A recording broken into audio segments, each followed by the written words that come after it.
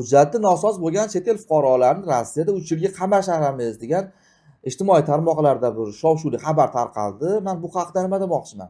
Do'stlar, bu haqida hech qayerda rasmiy ma'lumot, hech kim tomonidan tasdiqlangan hujjat yo'q. Ya'ni na prezidentning ukazi bo'yicha yoki na bir MVD qarori bo'yicha. Nazorat kuchaytiriladi, 3 yilga qamalishi mumkin.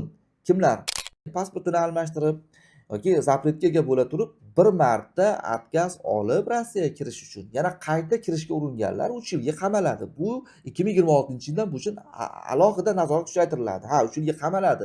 Bu avvalan bor edi. Unda ham bir marta kirib kelgan emas, bir necha marta kirib keldi. Bunga rad javob berildi. Buni ogohlantirildi bu fuqaroni. Ya'ni kirib kelsang yana 2-marta, 3-marta qamalasan degan hujjatga qo'l qo'ydirib olgandan keyin yana kirmoqchi bo'lsa, shu fuqarolar 3 yilga qamaladi. Rossiya hududida hujjat tartib bo'lgan fuqarolar 3 yilga qamaladi degan bu noto'g'ri ma'lumot bo'lib qoladi. O'zlaringiz ehtiyot qilinglar. Bu videoni maksimal do'stlaringizga ulashib qo'yinglar. 2026-yilda bunaqa yanvardan vohimaga tushish keragi yo'q. Salomat bo'linglar.